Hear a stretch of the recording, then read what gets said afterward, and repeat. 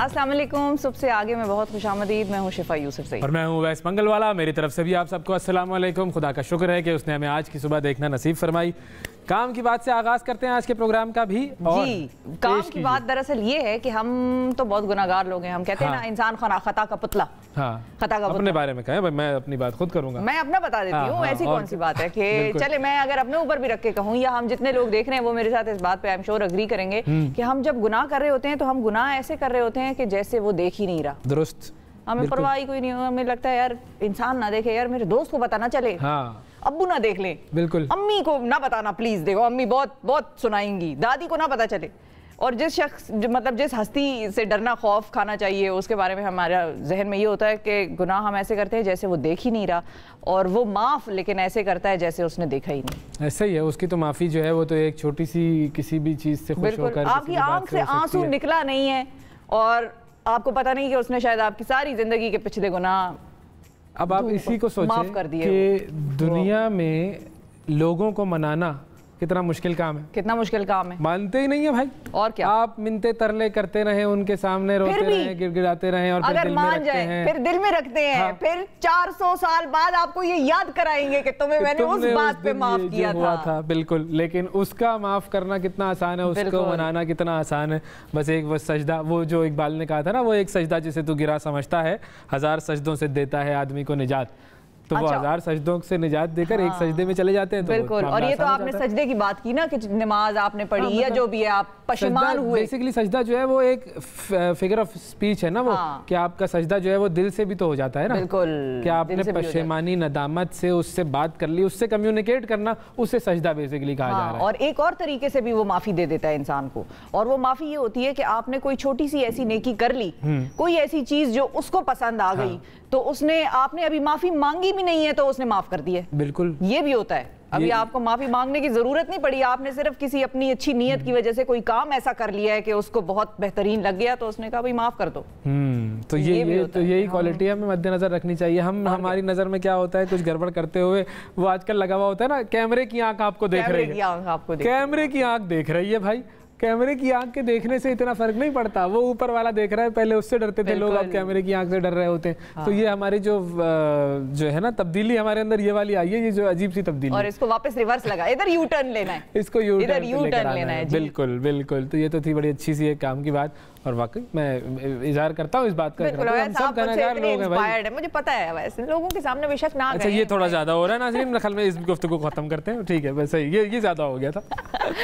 आज के प्रोग्राम में हम क्या करने वाले बताएं? आज के प्रोग्राम में देखें, एक तो कचरा कुंडी बनी हुई है एक जगह, ये अजीब हरकत है, मैं बिल्कुल परेशान हूँ इस बात से। ये कोई तरीका है? घर भेजो भाई, हुकूमत को घर भेजो। हुकूमत सही काम नहीं कर रही है, हुकूमत को कचरे के ढेर लगे हुए हैं शहर में, और कचरे के ढेर, चूहे, बड़े बड़े चूहे जो है वो घरों में कचरे पे मंडरा रहे हैं, खेल रहे हैं, कूद रहे हैं, एंजॉयमेंट चल रही है। बताएंगे आपको कि हम किस जगह की बात। बिल्कुल, ये तो ये मसला है, इसको हमने डिस्कस करना है और बड़े सही तरीके से डिस्कस करना है इसको। दूसरा, हमने आपकी मुलाकात करवानी है एक ऐसे शख्स से जो कि घोड़े पर सवारी भी करते हैं, यूं नहीं होती घोड़े पर सवारी, यूं ऐसे पकड़ के नहीं करते, और उसके बाद तीरंदाजी भी करते हैं। तीरंदाजी भी तो घुड़सवारी और तीरंदाजी का हसीन इम्तिजाज ये साहब हैं, इनसे भी हम बात करेंगे, और कुछ सियासत पर तो बात हमारी होनी ही है। एक बड़ी खास शख्सियत आज हमारे स्टूडियो में मौजूद होगी, और जमीयत उलमा इस्लाम फजलुर रहमान ग्रुप से उनका ताल्लुक है, तो उनसे भी हम इंटरेस्टिंग बातें करेंगे, जरा उनसे जानेंगे उनकी पर्सनैलिटी के बारे में कि उनकी सियासत में आमद कैसे हुई थी, और फिर जाहिर है बातें करते हैं, इंटरेस्टिंग बातें करते हैं, और फिर जाहिर है क्योंकि आज जो है तारीख ऐसी है कि पीडीएम ने आज से दोबारा मुतहरिक हो जाना, तो इस पर भी यकीनन उनसे जिक्र होगा। फिर इसके अलावा एक हमारे यहाँ जो डिजीज है जिसको हम कंडीशन कहें मेडिकल, वो है जी फालिज की। अच्छा, सही, ठीक है, मैं एक और डिजीज समझ रहा था। वो कौन सी? डॉलर की जो डिजीज हमारे यहाँ आजकल लाक हुई है कि डॉलर ऊपर जा रहा है, ऊपर जा रहा है, ऊपर जा रहा है, कोई उसे रोकने वाला नहीं। डॉलर को भी वो घोड़े वाले को हम कहेंगे लगाम डालो भाई इसको, बिल्कुल कुछ इस तरह से, इस पर भी बात करनी है। और जो फालिज की बात आपने, बिल्कुल फालिज पे भी हम बात करेंगे कि ये होता किस तरह से और किस तरह से इससे बचा जा सकता है। ओके, तो अब हम एक काम करते हैं कि आपको लेकर चलते हैं मौसम की सूरत हाल बताने के लिए, मौसम बताते हैं आपको, और फिर आपके सामने जो है वो हम अपने बाकी प्रोग्राम को लेकर आएंगे। जी, सबसे पहले आपके सामने है जी इस्लामाबाद। जी, कम से कम है 17 डिग्री सेंटीग्रेड, ज़्यादा से ज़्यादा टेम्परेचर जाएगा 31 डिग्री सेंटीग्रेड तक।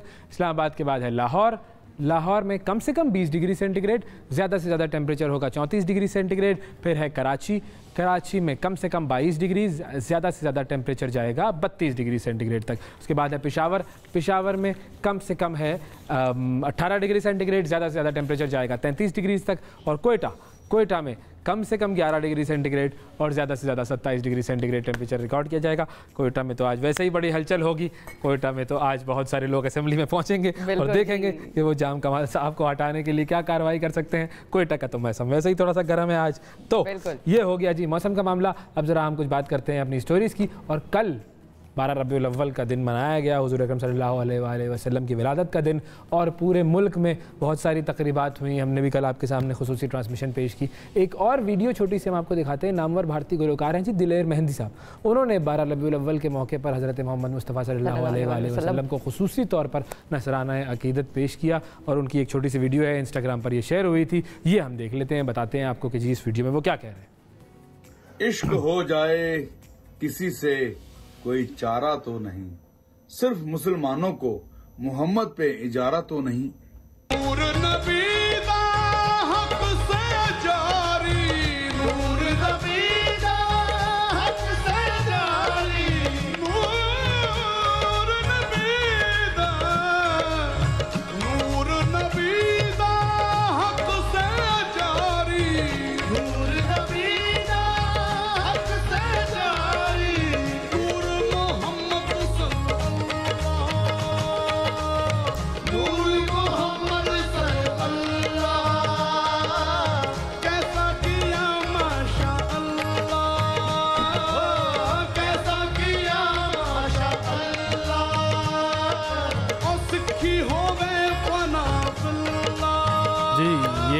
पूरी वीडियो इन्होंने शेयर की थी, और जो इन्होंने शायरी जो शुरू में जो शेर सुनाया था ना, दूसरा मिसरा था ना, बिल्कुल वो असल में जो शायरी है वो कंवर महिंदर सिंह बेदी जो है वो एक सिख शायर है। अच्छा, उनकी शायरी है, और वो शुरू इस तरीके से होती है कि हम किसी दीन से हों कायले किरदार तो हैं। ठीक है, हम किसी दीन से हों कायले किरदार तो हैं, हम सना खाने शहे हैदर कर्रार तो हैं, नाम लेवा है मोहम्मद के परस्तार तो हैं, नाम लेवा है मोहम्मद के परस्तार तो हैं, यानी मजबूर पे अहमद मुख्तार तो हैं। इश्क हो जाए किसी से कोई चारा तो नहीं, इश्क हो जाए किसी से कोई चारा तो नहीं, सिर्फ मुस्लिम का मोहम्मद पे इजारा तो नहीं। तो ये जो उन्होंने बात की है बड़ी खूबसूरत बात है कि हुजूर अकरम सल्लल्लाहु अलैहि वसल्लम को रहमतुल लिल आलमीन इसीलिए कहते थे कि वो सबके लिए रहमत थे, और उसके अंदर मुस्लिम और गैर मुस्लिम की तफरीक उन्होंने नहीं की, उनकी मोहब्बत जो थी वो सबके लिए थी। तो ये एक बड़ी छोटी सी अच्छी सी वीडियो थी जो हमने सोचा कि आपको दिखाएं। बिल्कुल, अब एक और वीडियो आपको दिखाते हैं, और फनपारों के हवाले से वो वीडियो है, और बड़े खूबसूरत फनपारे हैं जी। और ये ज़रा वीडियोस देखें, इस आर्टिस्ट ने जो बनाए हैं कमाल ही किया है इस आर्टिस्ट ने। वैसे मैं आपको बताऊं, शाम के ये एक आर्टिस्ट हैं, बिल्कुल शामी आर्टिस्ट हैं ये। और ये फनपारे किस तरह से बना रहे हैं, ये बेसिकली जो पेंसिल की निब होती है, सिक्का, उसको तराश के छुरी से और उस पे डिजाइनिंग करके, और उस पे जो है बेसिकली ये छोटे छोटे मिनी स्कल्पचर्स बनाते हैं। देखें ये कहीं उन्होंने घोड़ा बनाया हुआ है, कहीं जो है वो ये वो जो एक इजिप्शियन कोई फेरोज जो है वो बनाया हुआ है, इन्होंने मुख्तलिफ इस तरह की चीजें बनाए, बड़े खूबसूरत, बहुत डिटेलिंग। ये देखिए, ये आप उनको करीब से आप देख सकते हैं कि बड़ी डिटेल इन्होंने बनाई है, जबरदस्त, बिल्कुल सारा डिजाइन और बड़ा ही खूबसूरत था। मुझे तो ये बड़ा पसंद आया, इसलिए मैंने कहा मैं आप लोगों के लिए ले आऊंगी। ये शाम के आर्टिस्ट हैं, शाम में काम करते हैं ये, शामी, सुबह में नहीं करते काम ये जी, शामी आर्टिस्ट हैं। शाम मुल्क से ताल्लुक है इनका। अच्छा, शाम मुल्क से ताल्लुक है, ठीक है जी, चले।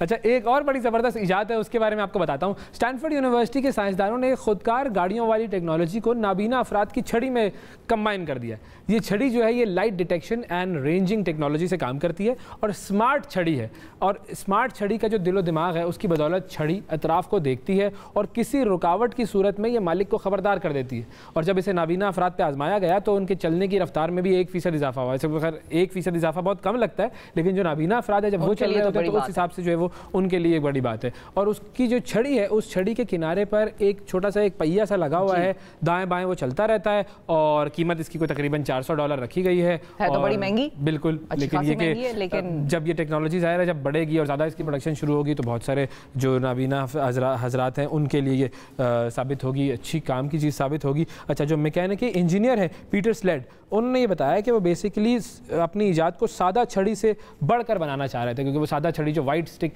इस्तेमाल करते हैं उससे थोड़ा सा ये बढ़कर बनाना चाह रहे थे। तो उन्होंने ये बताया कि उसके अंदर कैपेबिलिटी ये है कि कोई भी रुकावट हो उससे ये खबरदार करती है, और ये भी बताती है कि सामने मौजूद जो पत्थर है या मेज़ है उससे बचना किस तरीके से होगा, आप किस तरफ मूव कर सकते हैं। अच्छा, वैसे इसमें मैपिंग का भी तरीकाकार मौजूद है, आपको वो मैप भी बताएगी। अगर आप उससे पूछेंगे, आप अपनी आवाज़ के जरिए उसको बता सकते हैं कि भाई उसने राइट जाना है या लेफ्ट जाना है, या आपने सीधा कैसे जाना है, या आप उसको एक लोकेशन बताएंगे और वो उस लोकेशन पे आपको सीधा रास्ता बताएगी कि कहाँ पर कोई रुकावट नहीं है, और इस तरह से रुकावटें अबूर करके दाएं से निकल के बाएं से निकल के आप अपने मकाम पर पहुंच सकते हैं। ये भी ये छड़ी बताएगी। साइंस है भाई, इल्म हासिल करो, बिल्कुल इल्म हासिल करो, इल्म हासिल करो। लेकिन इल्म जो हासिल हो रहा है आजकल, चीन ही क्यों ना जाना पड़े, हाँ, लेकिन इल्म हासिल हो रहा है, अब उससे करनी है आवाम की खिदमत।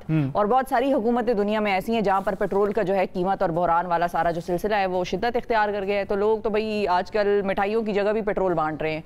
और आपको हंसी आ रही है, मैं आपको बता देती हूँ, मैं इतनी महंगाई हो गई, पेट्रोल बहुत महंगा हो गया है, मैं बावसूख ज़राए से बात करती हूँ। भारतीय रियासत है मध्य प्रदेश, उससे ताल्लुक रखने वाला एक पंप का मालिक है, पेट्रोल पंप का मालिक है, उसकी बहन के यहाँ बेटी पैदा हुई। ओके, अब उसने ये ऐलान किया कि वो मुफ्त पेट्रोल देगा। फिर सोचा उसने कि अगर वो मुफ्त पेट्रोल देने का ऐलान इस तरह से करेगा तो ये तो उसकी बेसिकली पंप की तशहीर हो जाएगी, इसमें उसकी बहन की बेटी का तो सिलसिला नाम ही नहीं होगा कि ये उसके लिए उसने किया है। तो फिर उसने ये सोचा कि बजाय इसके कि वो सबको मुफ्त पेट्रोल बांटे, उसने ये किया कि जो उसके ग्राहक आते रहेंगे, मतलब वो एडवर्टाइज नहीं करेगा इस चीज को, जो आएगा उसको मैं कुछ इजाफी पेट्रोल जो है तकसीम करके, बड़ा उसने खुशी का इजहार किया। पेट्रोल पंप के मालिक ने ये बताया कि सुबह 9 से 11 तक और शाम 5 से 7 तक ये जो टाइम है इसमें ज्यादा ग्राहक होते हैं। तो उसने देखा कि जो 100 रुपए का पेट्रोल खरीदेगा उसको वो 5% पेट्रोल इजाफी देगा। 100 रुपए में 105 का पेट्रोल हासिल करें, वाह वाह वाह वाह। हाँ, अच्छा, और इधर हम माइंड में रखें कि इंडिया का जो रुपया है, पाकिस्तान का रुपया, इनकी वैल्यू भी फर्क है, और इनकी पेट्रोल मतलब इतने पैसों पे जो पेट्रोल इंडिया में आता होगा उसमें पाकिस्तान के पैसों में पैसे ज्यादा लगते होंगे। अच्छा, और उसने ये भी बताया कि जो 10 मतलब जो पेट्रोल खरीदने वाले 10 शहरी हैं, 10% इजाफी पेट्रोल उनको दिया जाएगा, जो 200 से 500। अच्छा, इसने भी वो ग्रेडिंग रखी है, बिल्कुल स्केल बनाया है जी, जबरदस्त। तो ये है कि मिठाई की बजाय वो पेट्रोल पंप का मालिक था, वो थोड़ा बहुत तो कर सकता है इतना, भाई आम आदमी कहाँ, वो तो सोच भी नहीं सकता। आम आदमी तो पेट्रोल सूंघता है तो उसको पैसे लग जाते हैं, भाई ये मसला है। बिल्कुल सही है। अच्छा, एक और खबर जो है, आखिरी खबर जो हम आपको बता रहे हैं, वो एक बड़ी अहम खबर है और बड़ी जो है वो हैरतनाक खबर है। अमेरिकी रियासत है पेंसिल्वेनिया, उसके शहर है फिलाडेल्फिया, उसके हुक्काम के मुताबिक चलती ट्रेन के दौरान एक मुल्जिम ने एक खातून को 40 मिनट तक तंग किया और उसके बाद उससे उसी चलती ट्रेन में ज्यादती की, रेप हुआ उसका। और उस दौरान जो ट्रेन में मौजूद लोग थे वो मोबाइल फ़ोन इस्तेमाल कर रहे थे जी। ये आप हालत देखें, सूरत हाल देखें। हमारे बारे में कहा जाता है we are not safe for women and we are not safe for public.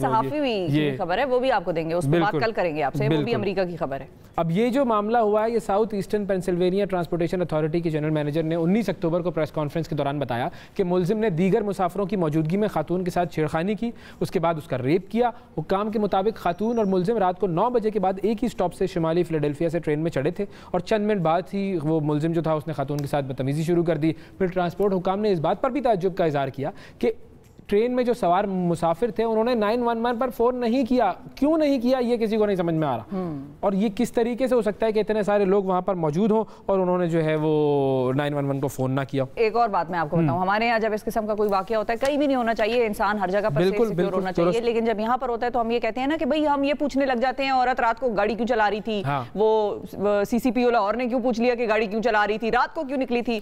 तो ये जो लोग हैं जो इस ट्रेन में मौजूद हैं, इन्होंने ये बात की है पुलिस से, इन्होंने पुलिस को ये कहा है कि भाई ये शायद खातून जो थी उस लड़के को पहले से जानती थी, तो उनका आपस में सिलसिला था कोई, तो इसलिए उनकी लड़ाई शड़ाई हो गई थी या कुछ इस तरह का। तो वहां पर भी इस किस्म के हैं कि औरत को मुर्द इल्जाम ठहराने का वहां पर भी जो सिलसिला है वो जारी और सारी है। तो दैट इज नॉट समथिंग कि वो हमारे यहाँ हम क्योंकि पस्त जहनों के मालिक हैं, पसमानदा हैं, तो इसलिए ये दुनिया का फिनोमेना है और ये हर जगह होता है। तो इसको ज़रा सा मद्देनजर रखना चाहिए और हमें अपने आप को बदनाम नहीं करना चाहिए। और दूसरी चीज़ वही है ना कि जब तक मामलात सही नहीं होते तो सेफ्टी तो करनी है भाई, हर आदमी ने अपनी, तो सेफ्टी रखो, अब चाहे मर्द हो चाहे औरत हो।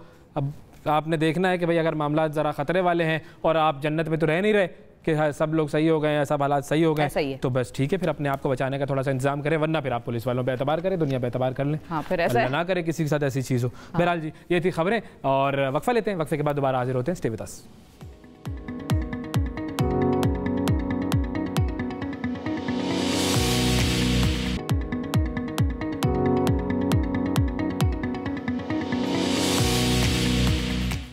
Welcome back. सुबह से आगे में एक मरतबा फिर खुशामदीद। सियासत और ज़राफ़त का वैसे तो कोई ऐसा चोली दामन का साथ नहीं है, लेकिन हमारे कुछ सियासतदान ऐसे होते हैं जो ऐसा कमाल का जुमला बोलते हैं और जुमले बोलने में ऐसी कमाल की महारत रखते हैं कि बड़े बड़े लोगों को मात दे देते हैं। और सियासी जो जुमले हैं उनमें जिन सियासतदानों को जिनके हुकूक महफूज हैं उनमें से एक नाम है, बड़ा ख़ास नाम है मौलाना हाफिज़ हमदुल्ला साहब का भी। उनकी तबीयत में जब ज़रा जलाल आता है तो अपनी बात ऐसे बरमला बोलते हैं। और अभी कुछ दिन पहले की वो प्रेस कॉन्फ्रेंस थी जिसमें मौलाना फजलुर रहमान ने एक सवाल के जवाब में हाफिज़ हमदुल्ला साहब का जवाब था वो तावीज़ जाली निकल आया और महबूबा गले पड़ गई है।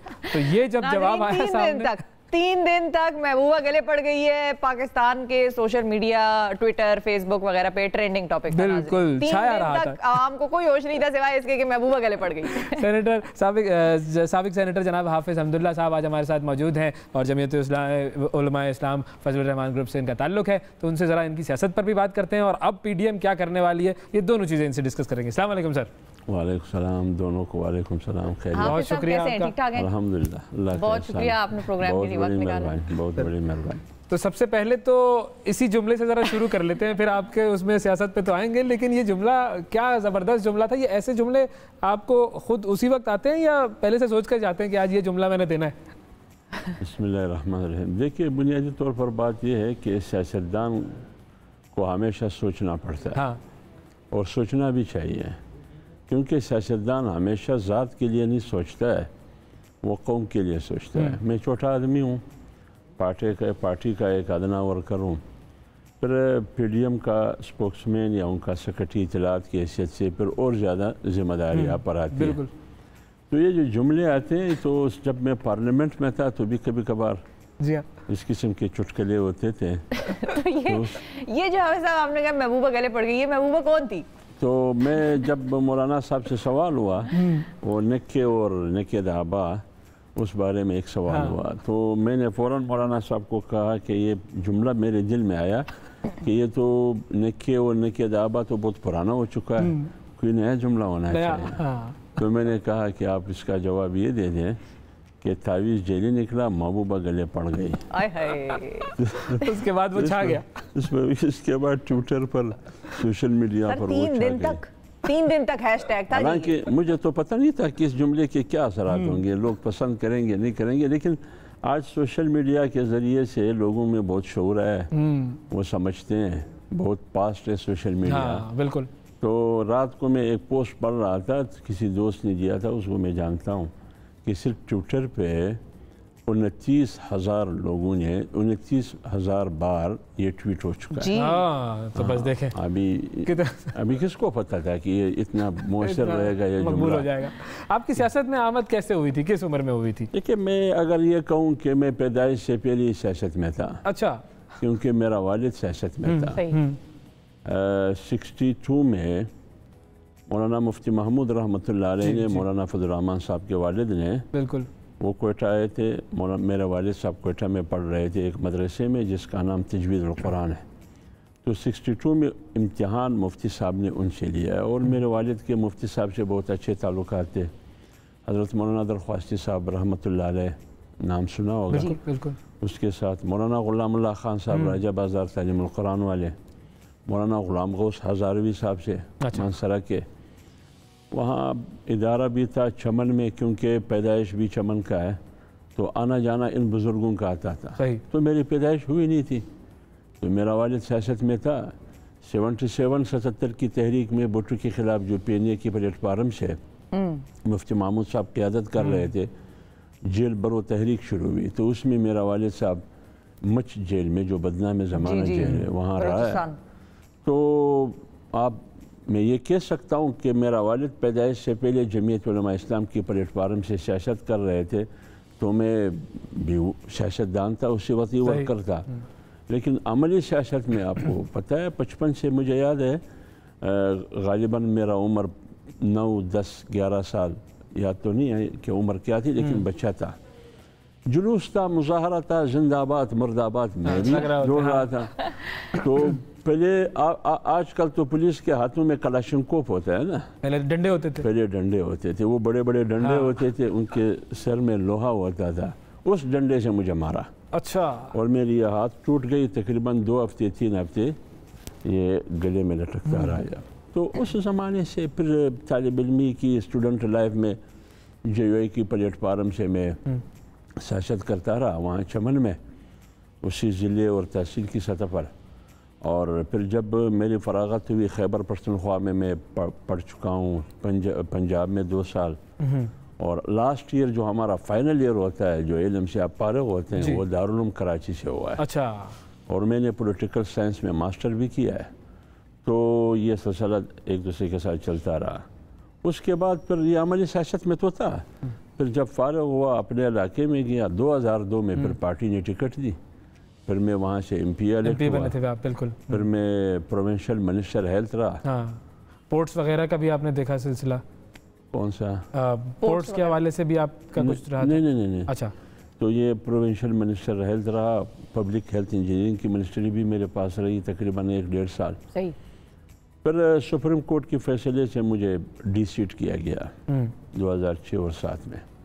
وہ ایک الگ داستان ہے کیوں ڈی سیٹ کیا, کیا مسئلہ تھا. ان کے خیال میں ان کے مطابق میں بہت بڑا شرارتی ہوں. اچھا. اور اتنا بڑا شرارتی ہوں کہ 2 ریاستوں کے درمیان شرارت کر رہا ہوں. آپ چھوٹے شرارتی ہیں, آپ نے ان کو بتایا؟ میں تو چھوٹا تھا لیکن ان کے مطابق انہیں تو کیونکہ میں باؤنڈری پر تھا چمن پاک بالکل. تو 2003 میں 2001 میں طالبان کی حکومت گئی. 2003 میں اور 4 میں ان کے جو تحریک ہے جو ٹک ٹک ہے وہ پھر شروع ہو گئی. تو اس وقت میں منسٹر ہیلتھ تھا تو بس اس وجہ سے کچھ الزامات لگے. تو میرٹ پر وہ فیصلہ نہیں ہوا, وہ سیاسی فیصلہ تھا.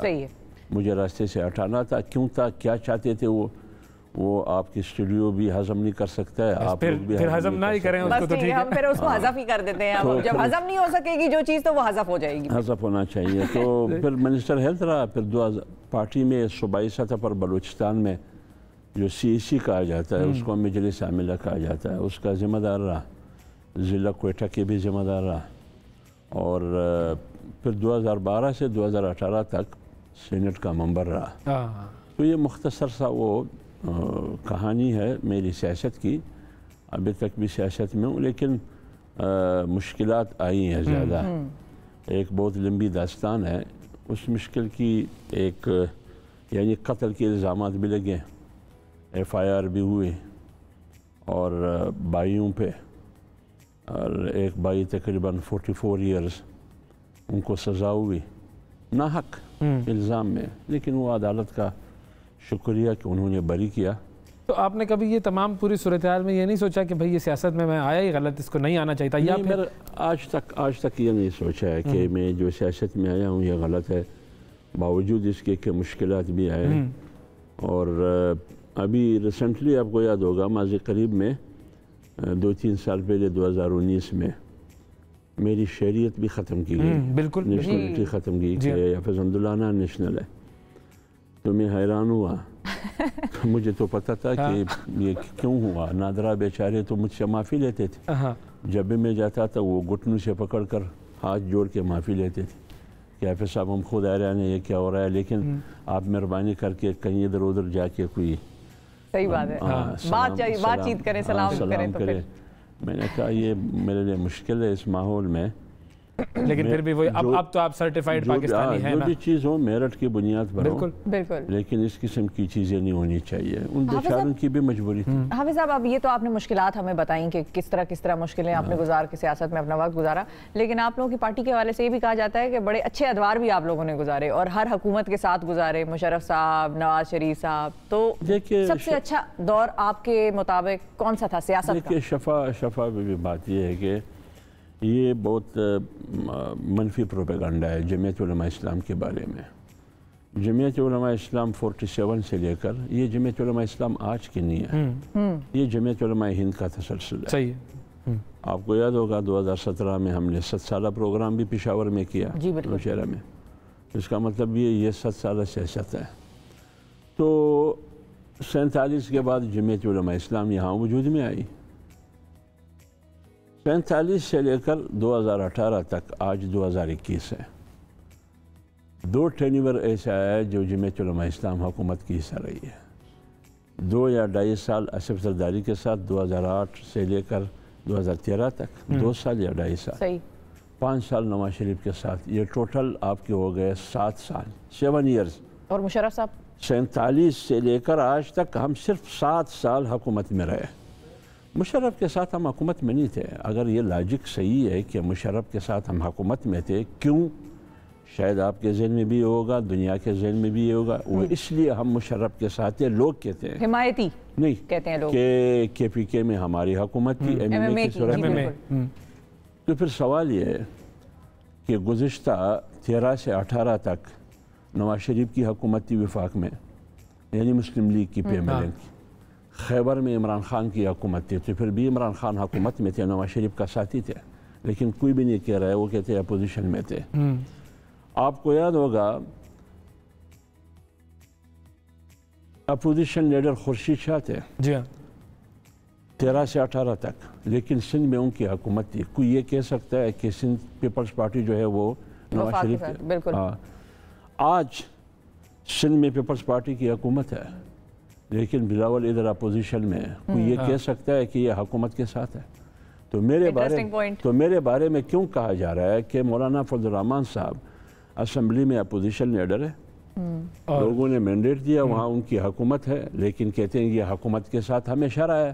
صحیح بات ہے. اب مشرف کی بات آپ نے کی، دیکھیں 12 اکتوبر 99 کی کو مشرف نے کی. بالکل. جمعیت علماء اسلام نے صف اول کا دستہ بن کے سب سے پہلے سڑکوں پہ آئی، ان کی مخالفت کی. یہاں تک مخالفت کی کہ انہوں نے جو بلدیاتی انتخابات اپنے بنائے ہوئے ضابطے کے مطابق کی، جمعیت علماء اسلام واحد جماعتی کی اس بلدیاتی انتخابات سے بائیکاٹ کیا کہ یہ ڈکٹیٹر کی بنائے ہوئے قوانین کے اور ان کی رولز کے روشنی میں ہوتا ہے. اس لیے جمعیت علماء اسلام نے بائیکاٹ کی. ویسے تو پھر لیکن یہ تو پھر ڈکٹیٹر اچھا کام بھی کر سکتا ہے. اسلام آباد جس میں ہم بیٹھے ہیں وہ بھی ڈکٹیٹر کا بنایا ہوا دارالحکومت ہے، تو سارے ہاں تو ادھر ہی جاتے ہیں اسمبلیوں میں. دیکھیں بات یہ ہے، یہ ڈکٹیٹر جو بناتے ہیں نا، یہ قوم کی برکت ہے. اگر اسلام آباد میں پاکستان کے عوام نہ ہوتے تو ڈکٹیٹر کس پر حکومت کرتے ہیں؟ مطلب پوائنٹ یہ ہے کہ وہ کوئی اچھا کام بھی کر سکتا ہے. انسان ہے نا، اچھا برا تو دونوں میں ہوتا ہے. میں اس کے لیے اگر مثال دے دوں پھر شاید لوگ ناراض ہو جائیں. آج تھوڑا سا تو ناراض کریں ہمارے پروگرام میں لوگوں کو، کوئی تو جملہ ہو نا. مطلب یہ کہ گندگی کے ڈھیر پر بیٹھ کے اچھا کام کرنا، یہ کون سا اچھا کام ہے؟ وہی تو ہے، ورنہ تو آپ آئین کو معطل کرتے ہیں، پورا نظام کو تلپٹ کرتے ہیں، انسانی حقوق کو معطل کرتے ہیں، شہری حقوق کو معطل کرتے ہیں.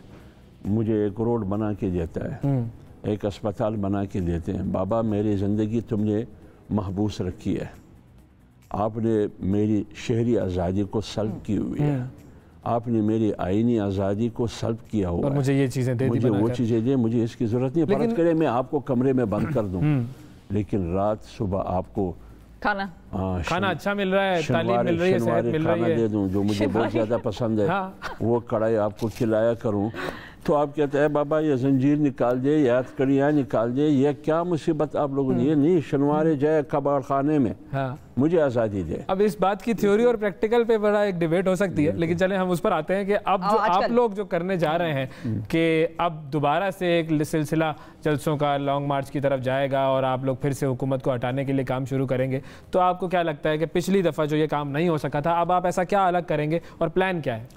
دیکھیے بنیادی طور پر تو بیانیہ اور موقف آپ کو معلوم صحیح ہے، بلکہ پوری قوم کو معلوم ہے. اور آج کا نہیں ہے، یہ 25/18 کے فوراً بعد، الیکشن کے فوراً بعد 48 گھنٹے میں یہ بیانیہ سامنے آیا کہ الیکشن جیلی، بالکل پارٹی کو مسلط کی گئی، حکومت بھی مسلط ہے، لہٰذا صاف شفاف الیکشن، جلد اور پوری الیکشن. تو کسی نے بات مانی نہیں مولانا صاحب کی کہ بھائی استعفیٰ دو؟ وہ تو اسمبلی میں جانے کے لیے بھی تیار نہیں تھا، دوستوں کی وجہ سے ان کو جانا پڑا.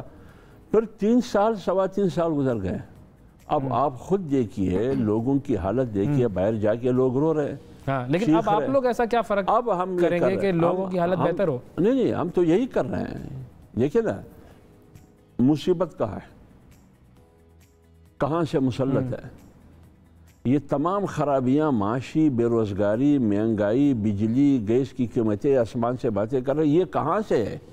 یہ تو ان گورننس ہے، عدم حکمت عملی، عدم کارکردگی، ناکامیاں، ان سب کو ملا کے اس کی وجہ کیا ہے؟ اس کی وجہ یہ شخص ہے جس کو مسلط کیا گیا ہے. اب قوم نے ابھی ہٹے گا کیسے؟ ابھی آ رہا ہوں. ابھی قوم نے فیصلہ کرنا ہے. دیکھیے یہ فیصلہ میں نہیں کر سکتا ہوں, قوم نے فیصلہ کرنا ہے. لیکن آج قوم کی آواز پی ڈی ایم بن چکی ہے مولانا فضل الرحمان صاحب کی قیادت میں. قوم نے فیصلہ کرنا ہے کہ مجھے دو چیزوں میں سے کون سی چیز عزیز ہے, عمران خان یا پاکستان. اور یہ جو آپ کے جو ساتھی ہیں, مطلب پیپلز پارٹی نکل گئی, نواز شریف صاحب والے جو ہیں وہ کبھی ہوتے ہیں کبھی نہیں ہوتے, کبھی ناراضگی ہوتی ہے, تو اس مرتبہ وہ بھی بالکل صحیح طریقے سے آپ کے ساتھ ہوں گے یا پیپلز پارٹی تو اب پی ڈی ایم کا حصہ نہیں رہی. ہاں باقی جو 8 جماعتیں ہیں وہ بالکل متفق ہے اس بات پر. آج 20 تاریخ ہے, 20 اکتوبر, آج سے نکل رہے ہیں سارے جی, پنڈی میں بھی, لاہور میں بھی, کوئٹہ میں بھی, کراچی میں, پشاور میں, ہر ضلع ہیڈ کوارٹر میں نکل رہے ہیں اس نحوست کے خلاف جو مہنگائی کی نحوست ہے, بے روزگاری کی نحوست ہے. اور آپ کا کیا ٹارگٹ ہے, کتنے عرصے میں اس حکومت سے نجات مل جائے گی؟ ہم تو چاہتے ہیں کہ رات تک یہ ختم ہو جائے. ہم تو چاہتے تھے کہ پریکٹیکل نہیں ہے, وہ تو بات صحیح ہے آپ کی, ہم تو چاہتے تھے کہ 2 سال پہلے ہی ختم ہونا چاہیے تھا, ورنہ یہ تباہی و بربادی نہ ہوتی. آپ خود اندازہ لگائیے کہ آپ کے ملک کے پرائم منسٹر, ہم تو ان کو پرائم منسٹر نہیں کہتے ہیں, آپ کے ملک کے پرائم منسٹر جو بائیڈن کے فون کا انتظار کرتا ہے اور مودی ان کا فون اٹھاتا نہیں ہے, اور نیوزی لینڈ کے وزیر اعظم کو فون کرتے ہیں وہ بات مانتا نہیں ہے. یہ کیا حیثیت ہے آپ کی؟ ہماری حیثیت جو ہے وہ, اگر ہمیں لگتا ہے کہ پہلے ایسی تھی کہ ہمارے خلاف جو ہے وہ ساری دنیا مطلب ہم ہمارے ساتھ تھی اور بڑا ہمارے ملک کے وزیر اعظم تھے وہ جن کی بیلٹیں اتروا کے ان کی چیکنگ کرتا تھا امریکہ, تو وہ تو یہ ہم ایسے ہی حالات میں تھے. یہ تو ہماری بدنصیبی ہے کہ ہم کہاں سے شروع ہوئے تھے اور کہاں پہنچے. شفا تاریخ میں سٹیبل پاکستان جو اس شخص کو ملا, تاریخ میں کسی کو نہیں ملا. سٹیبل, بالکل ٹھیک ہے. ہاں یعنی دہشت گردی ختم ہو چکی تھی, آپ کی معاشی گروتھ 5.8 پہ تھا, مہنگائی نہیں تھی. صحیح بات ہے. سٹیبل پاکستان, اور ہتھوڑا بھی اس کے ساتھ تھا, ڈنڈا بھی اس کے ساتھ, ہتھوڑا ہے بھائی, آج کا لفظ بھی اس کے ساتھ مل گئے ناظرین ہمیں. حافظ عبداللہ صاحب کا جو تاریخی جملے ہوتے ہیں ان میں جو آج کا کلمہ ہے وہ ہے ہتھوڑا. صحیح, بہت شکریہ ادا کریں گے سر آپ نے وقت نکالا ہمارے پروگرام کے لیے. اور ناظرین یہاں پر وقفہ لیتے ہیں, وقفے کے بعد آپ کی خدمت میں دوبارہ حاضر ہوں گے. اسٹے ود اس.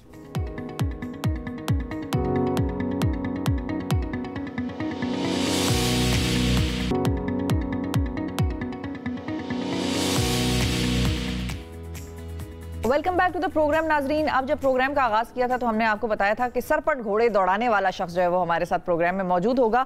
ہر سال جو ہے عالمی چیمپئن شپ منعقد ہوتی ہے اس کھیل کی, کہ جس میں گھوڑا بازی اور نیزہ بازی جو ہے یا تیر اندازی بیسیکلی وہ کی جاتی ہے. Horseback archery, horseback archery, بالکل تیر اندازی. اور یہ جو ہے پاکستان سے غالباً پہلے اور واحد نمائندے ہیں جو اس میں اس سال کے اس میں شرکت کر رہے ہیں. تو ہمارے ساتھ عمر سلیم صاحب موجود ہیں. السلام علیکم عمر. وعلیکم السلام. بہت شکریہ عمر, آپ نے وقت نکالا. 45 ممالک کے گھڑ سوار اور جو تیر انداز ہے وہاں پر موجود ہوں گے. آپ تیار ہیں جی؟ ہاں جی, ہم نے کمپٹیشن ہو گیا ہوا ہے 18 سے 21 سپٹمبر کو کمپٹیشن ہو گیا تھا. صحیح ہے سر. تو مجھے یہ بتائیں کہ یہ جو کھیل ہے, اس کھیل سے ہماری اتنی واقفیت تو ہے نہیں. یوزلی یہ ہوتا ہے کہ لوگ یا تو ہارس رائڈنگ کی طرف بات کر رہے ہوتے ہیں یا پھر تیر اندازی. یہ دونوں کا کمبینیشن جو کھیل ہے اس کے بارے میں تھوڑا سا بتائیں پلیز. اس میں دونوں جو آپ نے صحیح کہا کہ ایک سائڈ پہ رائڈنگ ہے اور ایک سائڈ پہ تیر اندازی ہے. دیز آر 2 بیسک, یہ دونوں سپورٹس علیحدہ علیحدہ ہیں, مگر یہ بیسکلی ایک جنگی سپورٹ ہے جو مونگولز نے سٹارٹ کی تھی. مونگولز نے کی, پھر ٹرکش نے فالو کی, مسلم آرمیز کو کرنی پڑی ان کے ساتھ کمپیٹ کرنے کے لیے. تو اس کی ایک تاریخی ویلیو ہے. جو ہم لوگ آرچری کرتے ہیں سپریٹلی وہ اولمپکس کے لیے, اس میں وہ بھی فرق ہوتی ہے. ہم نے تقریباً 2 منٹس میں 3 ایروز شوٹ کرنے ہوتے ہیں اس میں. جو ادھر ہم گھوڑے کے اوپر کر رہے ہوتے ہیں ہم 10 سیکنڈ میں تقریباً 4 ایروز نکالتے ہیں. تو یہ بیسکلی ایک وار پریپریشن کی سپورٹ ہے, وار اور اس لائنز پہ ہے. سو اٹس دونوں علیحدہ آپ کو آرچری آنی چاہیے, علیحدہ آپ کی بہت اچھی رائڈنگ ہونی چاہیے, then you can combine both. تو آپ اس کھیل کی طرف کیسے آئے تھے؟ اگر آپ تھوڑا سا اف یو ریڈ دا حدیث آف دا پروفٹس, تو وہ دوبارہ انہوں نے سٹریس دیا ہے آرچری کے اوپر اور گھڑ سواری کے اوپر. تو یہ تو کافی عرصے سے میں رائڈنگ تو حسن عبدال کے دور سے کر رہا ہوں, اٹس بین 22 ایئرس. اچھا. اور میرا پہلا کلر بھی ادھر کا ہی ہے. تو رائڈنگ تو مجھے آتی تھی, میں نیزہ بازی کرتا رہا, میں نے ڈفرینٹ اسپورٹس ٹرائی کرتا رہا فرام ٹائم ٹو ٹائم. پھر یہ کووڈ کا لاک ڈاؤن آ گیا and Pakistan totally shut down ہو گیا, نو ایونٹس نتھنگ. تو then I decided to go for formal training. Iran چلا گیا, ادھر جا کے پھر میں نے فارمل ٹریننگ لی اسپورٹ کے لیے, آرچری آن ہارس بیک کرنے کے لیے. تو پھر پاکستان آیا, اپنے گھوڑے اس طرح ٹرین کیے, اس طرح پریکٹس کی, اور پھر یہ موقع ملا اینڈ دین آئی پارٹیسپیٹڈ. تو موقع تھا کیسا؟ پہلی دفعہ آپ نے نمائندگی کی ہے پاکستان کی, اور صرف آپ اکیلے ہی پاکستان کی نمائندگی کر رہے تھے, یہ بھی ایک بہت بڑا اعزاز ہے. یہ 16ویں جو چیمپئن شپ تھی, تو یہ کیسے ہے کہ صرف آپ ہی ہیں اس میں اور لوگ جو ہیں وہ وہاں پر اس مقابلے میں پاکستان کی نمائندگی نہیں کر سکتے؟ کیا وہ لیول ابھی نہیں انہوں نے اچیو کیا ہے؟ جو چیز سمجھنی ہے, میرا بھی کوئی پلان نہیں تھا پہلے کہ میں نے کوئی یہ چیمپئن شپ, یہ بھی نہیں پتا تھا کووڈ کی وجہ سے کوئی چیمپئن شپ ہونی ہے یا نہیں ہونی. تو میں کیونکہ I am the only one جس نے فارمل ٹریننگ لی انٹرنیشنلی, تو پھر انہوں نے مجھے انوائٹ کر لیا. میں world horseback archery federation کا سول ریپرزینٹیٹیو بھی ہوں پاکستان میں, تو انہوں نے مجھے اس کے لیے انوائٹ کر لیا. پاکستان میں ابھی کچھ لوگ کر رہے ہیں, بٹ دا تھنگ از جو لیول ادھر کے لیے ابھی ریکوائرڈ ہے that is not there. Even میں جب گیا تو میرے لیے ایک ٹریک کورین ٹریک کی تو مجھے کچھ سمجھ تھی, because I was practicing on a Korean track. مگر پاکستان میں کشائی track has not been made. ادھر جا کے میں نے کشائی ٹریک پریکٹس کی کو 15 دن پہلے. سو دوز تھنگز, وہ چیزیں بنے پاکستان میں, وہ لیول کے رائڈرز ہوں, وہ لیول کی پرفارمنس شو کریں. Hopefully next year we are thinking کہ 4 پیپل شوڈ پارٹیسپیٹ, پوری ٹیم جائے اگلے سال انشاءاللہ پارٹیسپیٹ کرنے کے لیے. تو کشائی ٹریک کیا ہوتا ہے اور پاکستان میں کیوں نہیں ہے؟ مطلب کوئی بہت ایکسپینسو ہے یا کسی کا دھیان ہی اس گیم کی طرف نہیں ہے, اس لیے اس کے جو ریکوائرمنٹس ہیں وہ بھی ہم پورے نہیں کرتے؟ دیکھیں, پاکستان میں زیادہ تر سپورٹ نا ہماری نیزہ بازی از ویری کامن. جو آرچری ہے نا, ہارس بیک آرچری, یہ تھوڑی ٹیکنیکل زیادہ ہو جاتی ہے. پھر اس میں آپ, یہ واحد سپورٹ ہے جس میں you not holding the horse. آپ نے گھوڑے کو باندھ دیا اور گھوڑے کو چھوڑ دیا, آپ نے ٹانگوں سے گھوڑا پکڑا ہوا ہے, and then you are doing your whatever you are doing, آپ یو شوٹنگ یور ایروز. اب اتنی technical support this was not there in Pakistan before. حالانکہ اگر آپ 1935 میں دیکھیں تو ہنزا نگر میں کھیلی جا رہی ہے, مطلب even if you look into the internet in the archives, تو اب نہیں کھیلی جاتی کہیں بھی. اب جو ٹریکس کا ہے وہ آبویسلی کشائی ٹریک, جتنے ٹریکس ہوتے ہیں ان کو آپ کو کشائی ٹریک میں ٹارگیٹ ریوالو کرتا ہے. دیر از اے پرسن سرٹیفائڈ جو اس کو روٹیٹ کرتا ہے. تو آپ جب موو کر رہے ہوتے ہیں گھوڑے پہ تو ٹارگیٹ بھی موو کرنا شروع کر دیتا ہے. تو اس کے لیے سرٹیفکیشن لینی پڑتی ہے ٹریک بنانا, اور وہ that is not a big issue اگر کوئی انسان کرنا چاہے, مگر اس کے بعد اس کی پھر سرٹیفکیشن بھی لینی پڑے گی پراپر. صحیح. تو اب پاکستان میں اس کی ٹریننگ کا ایسا کوئی ادارہ نہیں ہے جہاں پر لوگ جا کر ٹریننگ کر سکیں؟ پاکستان میں اب فیڈریشن جن کی کوآپریشن کے ساتھ میں گیا تھا, دا فیڈریشن از ناؤ, ہم لوگ پلان کر رہے ہیں کہ 1-2 مہینوں میں ہم ایک ٹریننگ کیمپ لاہور میں لگائیں. Well probably have it in different cities. لوگ آئیں, ان کو پھر گائیڈ کریں کہ اسپورٹ کس طرح کی جائے گی. جو ہماری بیسک چیز ہے جو میں ہر بندے کو کہتا ہوں, یہ ہوتا ہے کہ رائڈنگ آپ کی بہت اچھی ہونی چاہیے. بیکاز ہارس بیک آرچری اسی وقت ہو سکتی ہے جب آپ کی رائڈنگ کے آپ کے آرز آن دا سیڈل کافی ہوں, آپ کو 4-5 سال کا اچھا ایکسپیرینس ہو of any other sport except this, تاکہ آپ کا balance and everything should be very good. صحیح. تو آپ کا کن اسپورٹ سے تعلق رہا؟ کیونکہ آپ کا جو بیک گراؤنڈ ہمارے سامنے آیا ہے وہ تو یہ کہ آپ تو انجینئرنگ کے طالب علم رہے, اور انجینئرنگ آپ کی فیلڈ ہے. میں نے آپ کو بتایا میں کیڈٹ کالج حسن عبدال سے رائڈنگ کر رہا ہوں, سو ادھر کا بھی میرے پاس کلر ہے. سو میں 1998 سے I been doing riding regularly on a regular basis. پھر میں نس سے میں نے انجینئرنگ کی, لم سے میں نے BA کر لیا, but side by side I kept on doing my own riding. میرا اپنا اسٹڈ بھی, اپنے گھوڑے ہیں, میں نے اپنا پیشن اپنی سائڈ پہ کنٹینیو کرتا رہا. تو professional life is totally separate, I am just doing this as a passion. اور اس چیمپئن شپ کے حوالے سے فائنلی میں یہ پوچھنا چاہوں گا کہ کون سے ایسے ممالک تھے جو کہ اس چیمپئن شپ میں اور اوور آل بھی ٹاپ پر ہیں اس کھیل میں؟ جن ممالک میں مونگولز کا انفلوئنس زیادہ رہا ہے وہ بہت اوپر رہے ہیں. اسپیشلی اب جو مین ملک ہے اس میں, وہ یہ دا ون دیٹ از بہت زیادہ اچھا ہے, وہ قزاقستان ہے. قزاقستان کے بعد then you have Turkey, then you have Iran. Iran میں شروع سے ایکویسٹرینزم بہت زیادہ ہے, بہت زیادہ اسپورٹ کھیلی جاتی ہے, لڑکوں لڑکیاں. سو گھوڑوں کے اوپر they are very very comfortable with horses. تو یہ والے ممالک ہیں, انہوں نے اسپورٹ کو پکڑ لیا بیکاز ہارس مین ادھر بہت اچھے تھے. ہمارے پاس بھی ہارس مین بہت اچھے ہیں. Hopefully in time, in a few years, I am expecting next year I am expecting 4 players to be with me. اس طرح کرتے کرتے انشاءاللہ ایک دن آئے گا میڈل لے کے آئیں گے پاکستان کے لیے انشاءاللہ جی. بہت شکریہ ادا کریں گے عمر سلیم صاحب. ناظرین ہمارے ساتھ موجود تھے. اور ہارس بیک آرچری یعنی کہ گھڑ سوار اور تیر انداز یہ دونوں کا کمبینیشن تھا جو یہ کام کرتے ہیں, اور اللہ کرے کہ پاکستان اس میں آنے والے وقتوں میں میڈل جیتے. ایک وقفہ لیتے ہیں, وقفے کے بعد دوبارہ حاضر ہوتے ہیں.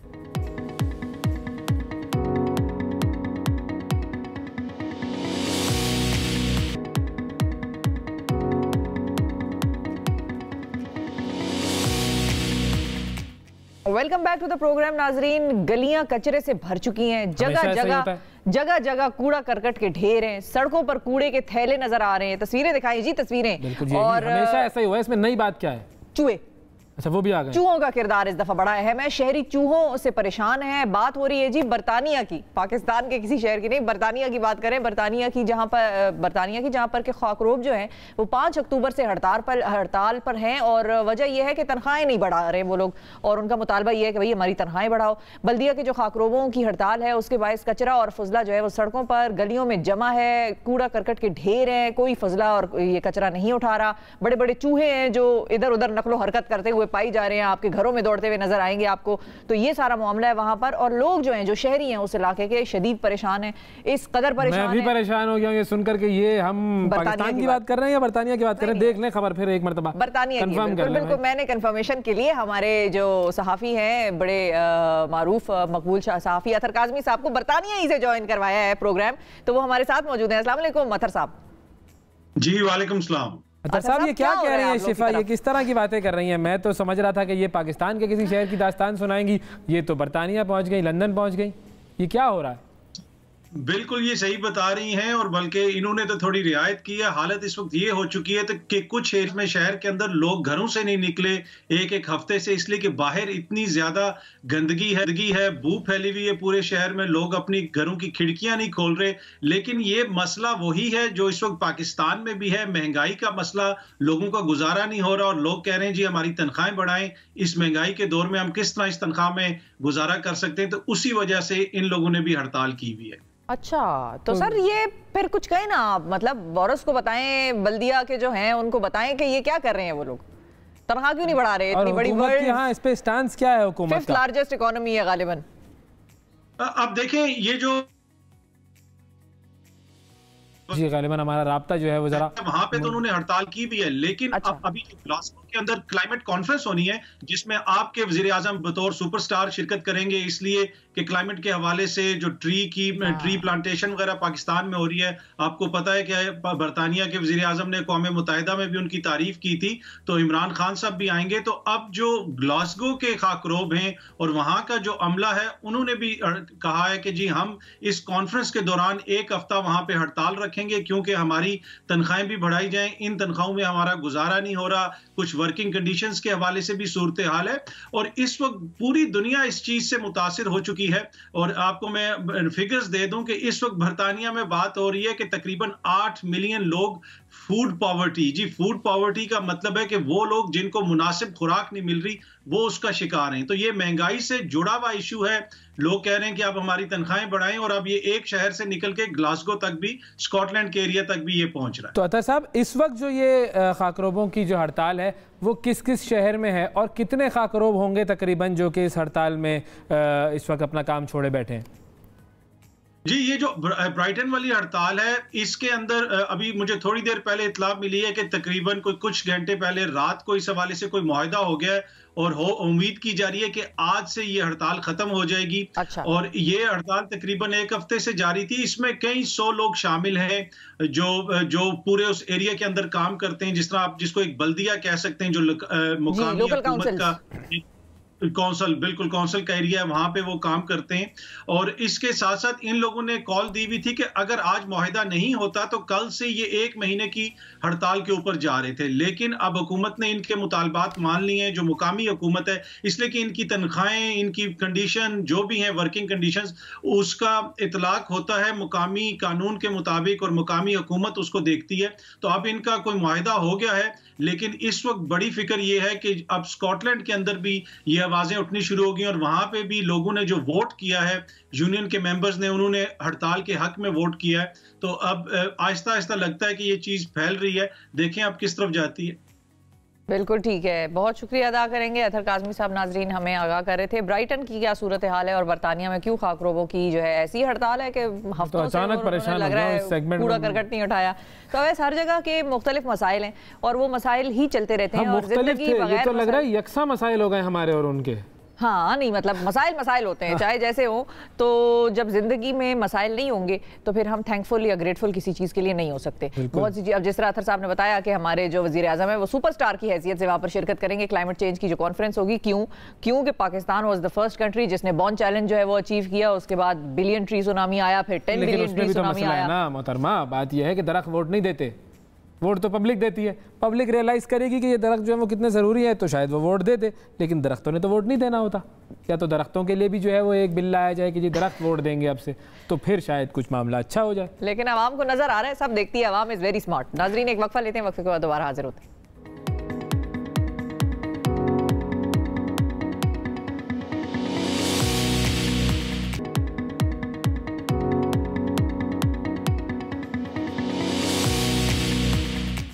Welcome back. سب سے آگے میں ایک مرتبہ پھر خوش آمدید. اکتوبر کا جو مہینہ ہے اسے فالج یا پھر جسے ہم عام الفاظ میں اسٹروک بھی کہتے ہیں, اس کے حوالے سے آگہی کے طور پر منایا جاتا ہے, اور اسی حوالے سے ہم نے بات کرنی ہے کہ فالج کیا ہوتا ہے, کیسے ہوتا ہے, کیسے اس سے پریونشن ہو سکتی ہے, اس کا کیور کیا ہے, سمٹمز کیا ہے. یہ تمام معاملات ہم ڈسکس کریں گے. ہمارے ساتھ نیورولوجسٹ جناب ڈاکٹر حسنین ہاشم صاحب موجود ہیں, ان سے ہم بات کریں گے, اور فون لائنز بھی ہم آن کر دیتے ہیں تاکہ اگر آپ کے کوئی سوال ہیں تو وہ بھی آپ کر سکیں سیگمنٹ میں. السلام علیکم سر. وعلیکم السلام, کیا حال ہے جی آپ کے؟ الحمدللہ ٹھیک ٹھاک. ڈاکٹر صاحب یہ بتائیں کہ اسٹروک ہوتا کیا ہے, یا فالج جو ہے وہ اسٹروک ہی ہے یا دونوں الگ الگ کنڈیشنز ہیں؟ جی بالکل ہے. جو اسٹروک اس کو ہم انگلش میں کہتے ہیں, اردو میں اس کو فالج کہتے ہیں, یا عرف عام میں لوگ کہتے ہیں برین اٹیک. جس طرح ہارٹ اٹیک ہوتا ہے اس کو برین اٹیک کہتے ہیں. بیسیکلی دونوں میں ایک ہی طرح کی چیز ہوتی ہے کہ کسی وقت بھی جو دماغ میں بلڈ کی سپلائی بند ہو جاتی ہے, وہ کسی وجہ سے یا شریان بلاک ہو جاتی ہے یا شریان پھٹ جاتی ہے, تو اس کی وجہ سے دماغ کے خاص حصے کو بلڈ کی سپلائی جانا بند ہو جاتی ہے, وہ حصہ ڈیڈ ہو جاتا ہے. تو اس کی وجہ سے پیرالسس دوسری سائڈ پہ جو ہوتی ہے اپوزٹ سائڈ پہ پیرالسس ہو جائے گا, یا وہ آپ کی وہ حصہ سن ہو جائے گا, یا ایون بولنے کی طاقت ختم ہو جاتی ہے, یا کئی دفعہ ہوتی ہے کہ آپ کا بیلنس خراب ہو جاتا ہے. تو یہ 5-6 علامات ہیں جو کہ فالج کے پیشنٹ کو ہو سکتی ہیں. تو اس کی بیسک وجہ یہی ہوتی ہے کہ دماغ میں خون کی سپلائی جانا, یا وہ شریان ہوتی ہے وہ بلاک ہو جاتی ہے یا وہ پھٹ جاتی ہے. زیادہ تر کیسز میں ہوتی ہے وہ بلاک ہوتی ہے, 80 to 90% کیسز میں. 10 to 15% وہ کیسز ہیں جن میں یہ شریان ہوتی ہے پھٹتی ہے بلڈ پریشر کی وجہ سے یا کسی اور وجہ سے. تو سر ہیمریج کیا ہوتا ہے؟ ہیمریج وہی شریان جب پھٹتی ہے اس کو ہم کہتے ہیں برین ہیمریج. ہیمریج مین بلڈ. اور اس کا باڈی پہ افیکٹ کیا ہوتا ہے؟ اس کا یہ ہوتا ہے کہ جس حصے میں رگ پھٹے گی دماغ کے, ڈیفینیٹلی ہر ایک حصے کو ایک ڈفرینٹ دماغ کی سپلائی وہ کر رہی ہوتی ہے. تو جس دماغ کے حصے میں ہیمریج ہوگا تو وہ جو دماغ کا حصہ جس حصے کو سپلائی کر رہا ہوتا ہے وہ حصہ پیرالائز ہو جائے گا. ٹھیک ہے. دماغ کی شریان بند ہونے میں یا ہیمریج میں علامات آلموسٹ ایک جیسی ہوتی ہیں. وہ پیرالائز ہو جاتا ہے, یہ جو کامن ہے. باقی سن ہو جاتا ہے, یا منہ ٹیڑھا ہو جاتا ہے, یا بولنے کی طاقت ختم ہو جاتی ہے. صحیح. تو کیا یہ پہلے سے پتہ لگ سکتا ہے, کوئی پریمپٹ ہو سکتا ہے کہ کچھ نشانیاں یا کوئی سمٹمز لوگوں کو نظر آئیں تو وہ کہہ سکتے ہیں کہ ہاں شاید معاملہ اس طرف جا رہا ہے؟ نہیں, فالج ایسی چیز ہے کہ آپ دیکھیں ود ان سیکنڈ منٹ ہوتا ہے. یہی اس کی بڑی نشانی ہے کہ یہ فالج ہی ہوا ہے. اس کی پہلے کوئی ایسا نشانی نہیں ہوتی کہ ہمیں پتہ چل جائے, جیسے بہت سی امراض میں پہلے پتہ چل جاتا ہے. تو اس میں کوئی ایسی نشانی سڈن نہیں.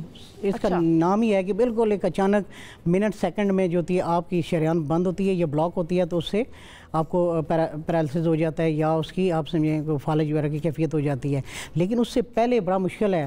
ہاں یہ ہوتا ہے کہ آپ کو یہ پتہ ہونا چاہیے کہ آپ کے اگر رسک فیکٹر ہیں, جیسے کچھ چیزیں بلڈ پریشر ہے, بلڈ شوگر ہے, کولیسٹرول کا ہائی ہونا ہے, آپ کی اوبیسٹی ہے, وزن بہت زیادہ ہے, یا آپ کو کوئی دل کی کوئی ایسی کنڈیشن ہے جس کی وجہ سے مسئلہ ہو رہا ہے, اور اگر یہ علامات ہیں تو آپ رسک پہ ہیں, یعنی کہ آپ کو فالج ہونے کے چانسز زیادہ ہیں ایز کمپیئرڈ کہ آپ کے جو دوسرے لوگ جن میں یہ بیماریاں نہیں ہیں. تو آپ کو پھر ان چیزوں کو روکنا بہت ضروری ہے, ان کی ٹریٹمنٹ کرنا ضروری ہے. اگر ہائپر ٹینشن ہے تو اس کو ٹھیک کی جائے, اگر بلڈ پریشر کو ٹھیک کیا جائے, کولیسٹرول ہے, وزن ہے, اس کو کنٹرول کیا جائے. تو ان کو کنٹرول کر کے ہم چانسز فالج ہونے کے کم کر سکتے ہیں. تو یہ بہت بڑی. لیکن اگر ویسے ایسا کوئی نشانی نہیں ہے کہ اگر پیشنٹ کو کوئی فالج ہوتا ہے تو آپ یا پہلے کوئی علامات کا پتہ چل جائے. کیونکہ میرے ذہن میں جو بات تھی وہ اس طرح آئی تھی کہ ابھی فار ایگزامپل اگر آپ کے ذہن برین میں کوئی چیز ہونے جا رہی ہے تو شاید شدید درد میں بھی اس سے پہلے ہوتا ہو، کوئی ہفتہ بھر پہلے یا 10 دن پہلے آپ کو شدید درد کی کیفیت محسوس ہو رہی ہو تو اس سے آپ چیک کروا سکتے ہیں کہ میں بھی ہم اس طرف جا رہے ہیں، تو اس طرح کی کوئی کیفیت نہیں ہے؟ لوگ ایم آر آئیز کراتے ہیں جی بالکل. سر درد ایسا اس طرح کا وہ نہیں ہے کہ آپ کو ایک ہفتہ پہلے پتہ چل جائے. ہاں یہ ہوتا ہے کہ اگر آپ کو سر درد رہے اور پھر آپ اس کا چیک اپ کرائیں، اپنا بلڈ پریشر چیک کرائیں، اپنی بہت سی چیزیں چیک کرائیں. ہاں میں بھی آپ کا بلڈ پریشر ہائی ہو اور بلڈ پریشر میں بھی اگلے 10 دن میں آپ کو فالج کی طرف لے جائے، اس بلڈ پریشر کو ٹھیک کریں گے تو کیا پتہ آپ کا سر درد بھی ٹھیک ہو جائے اور باقی چیزیں بھی ٹھیک ہو جائیں. تو اس وقت آپ نے ڈیفینیٹلی جب اس طرح کے علامات آئیں تو آپ نے اپنے ڈاکٹر سے رجوع کرنا ہے کہ مجھے یہ چیز ان یوزول ہو رہی ہے، اس کو ٹریٹ کیا جائے اور تو آپ کو چانس. ہمارے ساتھ ایک کالر بھی موجود ہے، ان سے ہم بات کرتے ہیں. السلام علیکم. السلام علیکم. اچھا کالر نہیں ہے ابھی ہمارے ساتھ. ڈاکٹر صاحب یہ بتائیں کہ کتنے پرسنٹ چانسز ہوتے ہیں، مثال کے طور پہ کسی شخص کو فالج ہو گیا تو کتنے پرسنٹ چانسز ہوتے ہیں ہمارے پاس کیسز میں کہ اتنے پرسنٹ کی ڈیتھ ہو جاتی ہے اور اتنے پرسنٹ جو ہے صرف پیرالسس کے بعد پھر دوبارہ ریکور بھی کر پائیں گے؟ دیکھیں میں تھوڑا سا یہ بتانا چاہوں گا کہ پاکستان میں جو فالج کی اگر دیکھا جائے نا تو اس کی پریولنس بہت زیادہ ہے اور اب پاکستان بدقسمتی ان ملکوں میں آتا ہے جس میں بہت زیادہ فالج ہے اور اس کا امپیکٹ اتنا زیادہ ہے روزانہ کی زندگی پہ اور ایک فیملی پہ یا ہیلتھ کیئر سسٹم پہ کہ آپ بتا نہیں سکتے. تو اگر دیکھا جائے تو روزانہ 1000 جو ہوتی ہے بندے پاکستان میں جو ہوتی ہے ان کو فالج ہو رہا ہے اور ان میں سے ایسے لوگ ہیں جن میں 30 to 40 تو ڈیتھ ہو جاتی ہے امیڈیٹلی. 30 to 40 وہ ہیں جن کو ڈسیبلٹی ہوتی ہے یعنی کہ معذوری ہو جاتی ہے. اس میں کے 20 سے 25% وہ ہوتے ہیں جن کو معمولی سا فالج ہوا وہ ریکور کر گئے. لیکن 30 to 40% وہ رہ جاتے ہیں کہ جن کو معذوری رہ جاتی ہے اور وہ ان کے ساتھ لائف لانگ چلتی ہے. ہمارا ہیلتھ کیئر سسٹم اتنا اچھا نہیں ہے کہ ہم ان کو معذوری کو ختم کر سکیں، نہ اتنے اویئرنیس ہے کہ آگے ہم نے وہ ساری چیزیں پرووائڈ کرنی ہیں. تو معذوری بہت، اور یہ دنیا کی سب سے بڑی بیماری ہے جو کہ معذور کرنے والی ہے. ڈسیبلٹی بہت زیادہ کرتی ہے. ریکوری نہیں ہو سکتی. دیکھیں جو ایک فالج کا آپ کو ایک ہونا چاہیے کہ جب فالج کا حصہ وہ ایک ڈیڈ ہو جاتا ہے 5 منٹ تک اگر بلڈ میں برین میں اگر کوئی بلڈ سپلائی نہیں جاتی، خون نہیں جاتا تو damage is permanent completely dead and it's irreversible. Reverse نہیں ہو سکتا، وہ ڈیمیج رہ جائے گا. ہاں یہ ہوتا ہے کہ جب ہمارے پاس اگر ری ایبلیٹیشن ہو، ہم باقی چیزوں کو صحیح کریں، فزیو تھراپی ہو گئی، اسپیچ جو ہوتی ہے تھراپی ہو، یہ ساری چیزیں اگر ہمارے پاس اچھی سہولتیں ہیں تو ہم کچھ حد تک. ڈاکٹر صاحب میں نے ایک کیس دیکھا تھا جس میں کہ ایک خاتون سخت سردی میں واشنگٹن میں کہیں رہتی تھیں اور وہ سخت سردی میں اپنے گرم گھر سے باہر نکلی تو ان کو فیشل پیرالسس ہو گیا اور پھر وہ ٹھیک بھی ہو گئیں. تو اس پہ ہم آپ سے پوچھیں گے کہ یہ کیا ڈفرینس ہے فیشل پیرالسس کا جو ہے باقی سٹروک سے. ہمارے ساتھ محمد ہمایوں صاحب ہے پشاور سے. السلام علیکم. السلام علیکم. جی ہمایوں صاحب کیا پوچھنا چاہیں گے؟ میں پشاور سے بول رہا ہوں. جی میری بیٹی 8 سال کی ہے نا. جی اور اس کو ڈاکٹر نیورو سرجن سے میں علاج کرواتا ہوں اور ڈاکٹر کہہ رہے کہ اس کی ایک ڈاکٹر کہہ رسولی ہے سر میں، دوسرے کہہ رسولی پھٹ گئی ہے، لیکن علاج کا ایک ہاتھ اور ایک پاؤں کام نہیں کرتا، باقی ذہن بہت تیز ہے. تو اب مجھے کوئی اچھا آواز نہیں آ رہی ڈاکٹر صاحب کو، آواز نہیں آ رہی، اسٹوڈیو میں آواز دے دیں. ذرا اسٹوڈیو میں اس کی آواز آ جائے گی تو ان کو پتہ چل جائے گا. جی سر بتائیں. مجھے ان کی آواز نہیں آئی. آواز نہیں آئی. اچھا وہ یہ کہہ رہے ہیں بیسیکلی کہ ڈاکٹرز کو دکھایا ہے، میری بیٹی کے دماغ میں رسولیاں ہیں وہ کہتے ہیں. دیکھیں اگر ٹیومر تو وہ ٹوٹلی ڈفرینٹ کنڈیشن ہے. ٹیومر ہے تو وہ بھی آپ نیورو سرجن کے پاس جائیں، اگر رسولی ہے وہ نیورولوجسٹ کے پاس، یا بہتر ہے آپ نیورو سرجن کے پاس جائیں یا آنکولوجسٹ کے پاس جائیں. اگر وہ اس کو پراپر ڈائگنوسس بنائیں کہ کس طرح کی رسولی ہے اور اس کی کیا اس کو سرجری ہو سکتی ہے، اس کی سرجری نہیں ہو سکتی تو ریڈیو تھراپی ہے، کیمو تھراپی ہے. تو بہت سی چیزیں کی جا سکتی ہیں. تو میرا خیال قابل علاج ہے نا، قابل علاج ہے. مطلب یہ ڈپینڈ کرتا ہے وہ ڈاکٹر تشخیص کریں گے کہ اگر رسولی کتنی ہے، کس جگہ پہ ہیں، اور ان کو مے بی ہمیں سرجری سے ہی ٹھیک کر سکیں. تو پشاور میں سینٹر ہے، آپ شوکت خان کینسر سینٹر ہے، وہاں چلے جائیں تو بہت سے اچھے ڈاکٹر موجود ہیں مین پشاور میں، اینڈ ان کے پاس جا کے پراپر تشخیص کرائیں تاکہ. لیکن وہ ٹوٹلی فالج سے بالکل ڈفرینٹ ہے. فیضان طارق صاحب ہے خانوال سے. السلام علیکم فیضان صاحب. وعلیکم السلام سر، کیسے ہیں آپ؟ جی بالکل ٹھیک، اللہ کا شکر. سر فرمائیے کیا سوال کریں گے؟ سوال میرا یہ فیضان صاحب آپ کی آواز ذرا خراب ہو گئی ہے. فیضان صاحب آپ کو آواز آ رہی ہے؟ آئی تھنک فیضان صاحب کی آواز جو ہے وہ ٹھیک نہیں آ رہی. Facial paralysis. جی जी फेशियल पैलेसिस और ये गर्म से सर्द होना। जी बिल्कुल, मैं बताता हूँ, ये फेशियल पैलेसिस थोड़ा सा डिफरेंट है। अच्छा। ये फालिज का भी ऐसा हो सकता है, अगर वो उसी साइड पे आपका बाजू भी कमज़ोर है, आपकी टांग भी कमज़ोर है और फेस भी आपका वीक हुआ है, थोड़ा पैरालाइज, तो वो फालिज का हिस्सा है। लेकिन अगर आपका प्योर फेशियल पैरालिसिस हुआ है, उसको हम लकवा भी कहते हैं या बेल पैल्सी भी कहते हैं, वो टोटली फालिज से डिफरेंट है। उसका ब्रेन से कोई तलक नहीं, वो रिकवर भी हो जाती है, कुछ को 1 महीना, कुछ 2 महीने में वो 100% 80 to 90% में 100% रिकवर हो जाती है। उससे परेशान होने की ज़रूरत नहीं। उसका टेम्परेचर के साथ डिफरेंस हो सकता है, वायरल इन्फेक्शन के साथ डिफरेंट हो सकता है, लेकिन उसका ये फालिज वाला टोटली कैफियत नहीं। हाँ, कुछ कंडीशन में अगर आपको ये लकवे के साथ आपकी फालिज वाली अलामात भी हों, आपको बाजू और टांग और ये सारी चीज़ें सुन हो जाएँ, फिर हम समझते हैं कि वो फालिज के साथ हो सकता है। लेकिन वैसे प्योर हो तो वो कोई ख़तरे वाली बात नहीं है। ये फालिज जो है ये क्या किसी ख़ास स्पेसिफिक एज के बाद होता है या बच्चों में भी हो सकता है? देखिए, पहली बात है कि फालिज की ज़्यादातर देखा गया ओल्ड एज में ज़्यादा होता है। टाइम गुजरने के साथ साथ उसके ख़तरात बढ़ते जाते हैं। आजकल तो हमारा लाइफस्टाइल ऐसा है कि यंग एज में भी फालिज हम देखते हैं 40 ईयर्स से इससे अबव में, लेकिन टाइम जितना बढ़ता जाएगा उसके साथ फालिज के चांसेस बढ़ते जाते हैं।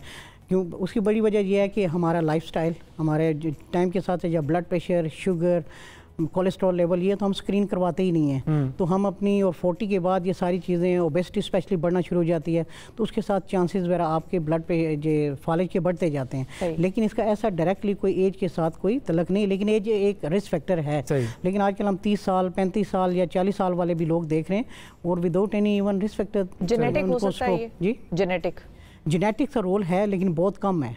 ज़्यादातर जो होती हैं एक्वायर्ड हैं, मतलब आपकी जो होती हैं खुद जो आपको लाइफस्टाइल और आपके रिस्क फैक्टर हैं उसके साथ। ठीक है, इरशाद साहब हैं जी लाहौर से। अस्सलाम वालेकुम। इरशाद साहब अस्सलाम वालेकुम, आपको आवाज़ आ रही है?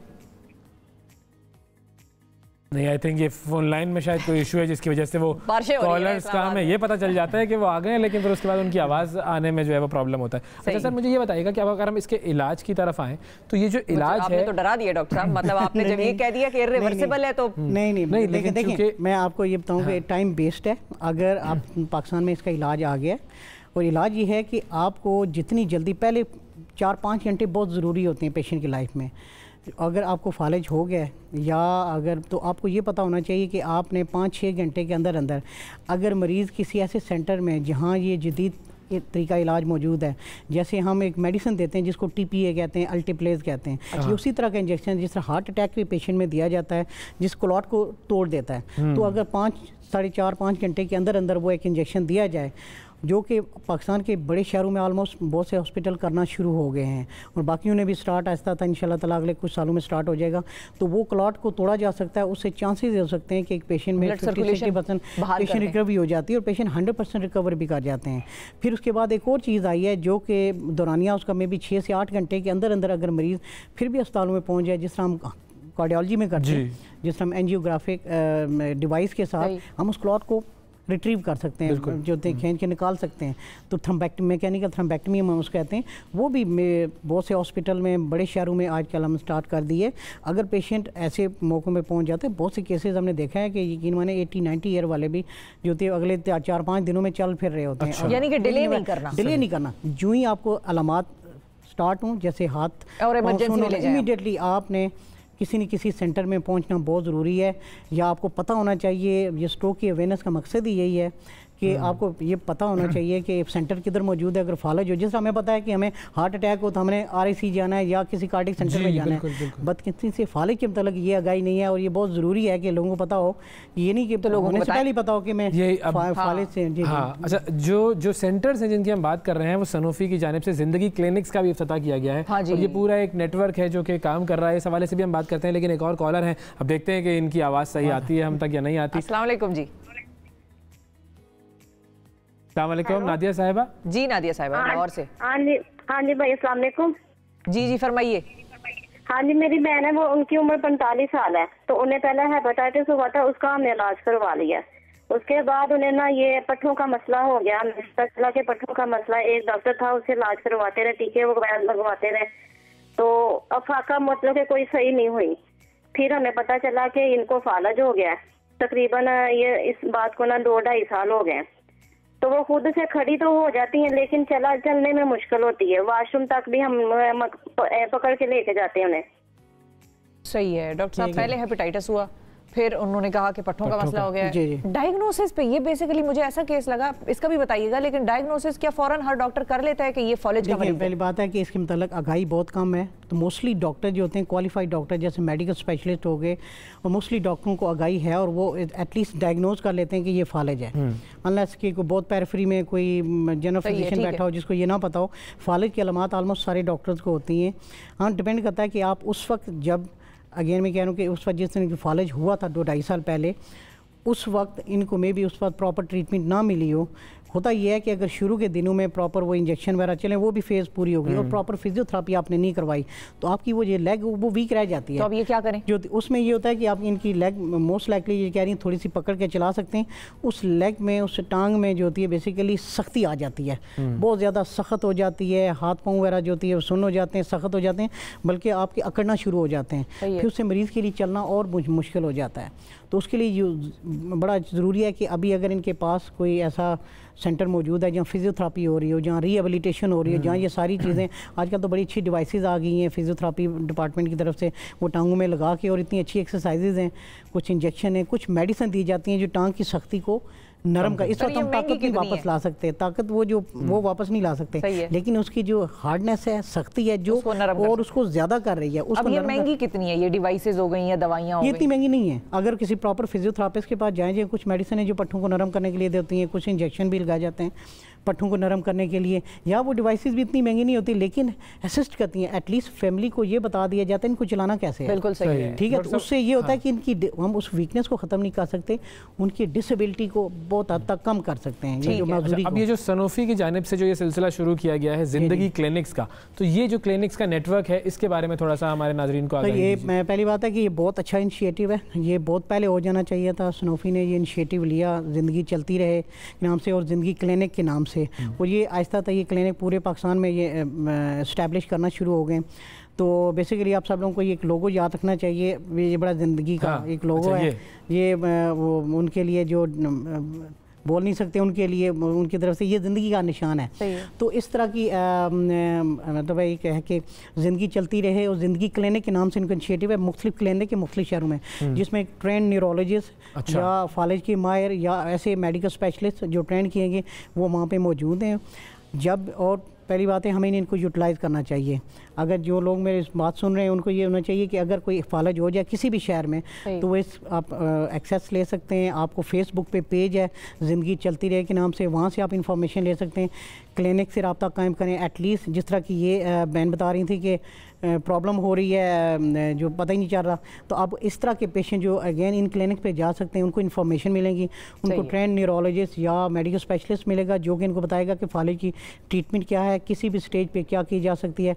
अगर फ़ौरन उनके पास पहुंच जाते हैं तो वो ऐसे सेंटर में रेफ़र कर सकते हैं जिनमें इनका इलाज हो सके। तो ये बहुत बड़ा इनिशिएटिव है, इसको मेरा ख्याल है फैलना चाहिए और बाकी शहरों तक भी जाना चाहिए, ताकि इनसे आगाही लेके और बहुत से पेशेंट को हम ना सिर्फ ठीक कर सकते हैं बल्कि माजूरी को ख़त्म कर सकते हैं, जो कि ना सिर्फ फैमिली पे बल्कि देखें किसी भी डिजीज़ में इतनी माजूरी नहीं है जितनी फालिज के पेशेंट में होती है। एक घर में एक बंदा अगर फालिज का मरीज़ हो जाए, देखें 3-4 बंदे तो उसकी केयर के लिए लग जाते हैं। उसकी सोशल एक्टिविटी, उसका बोलना, काम करना सबसे बड़ी बात है। पूरी फैमिली के लिए काम कमाने वाला बंदा रह जाता है। दिल वाला बंदा, जिगर वाला बंदा अगर बीमार हो जाए वो घूमता फिरता रहता है, काम भी करता रहता है। आपका एक सामने एक बंदा ड्राइवर है या एक बंदा वो आंख में कोई प्रॉब्लम होगी या लिखने वाला है, हाथ में जरा सी वीकनेस, वो लिखने से क्या, टीचर है उसकी जुबान बंद होगी। तो इसीलिए हमारा जो मकसद यही है, बहुत बड़ी डिसेबिलिटी है, डिसेबलिंग डिजीज है। चीज़ को लोगों के सामने लेकर आए, फालिज के हवाले से आगे दें, और सनोफी की जानिब से ये जो ज़िंदगी क्लिनिक्स और ज़िंदगी चलती रहे वाला जो ये सिलसिला शुरू किया गया है, तो अगर आपको कभी भी किसी भी किस्म की इस तरह की कोई कंडीशन या कोई मालूमात की ज़रूरत हो या किसी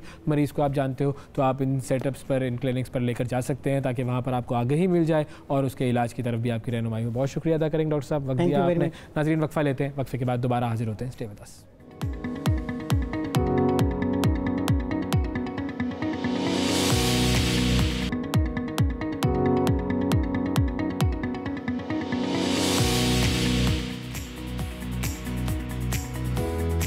welcome back to the programme. नाजरीन, लाहौर का एक बड़ा मसला ये है कि स्मॉग का आगाज़ हो जाता है जैसे ही सर्दियां आती हैं, तो लाहौर के शहरी सर्दियों को एंजॉय नहीं कर पाते, स्मॉग से खुद को बचाते रह जाते हैं।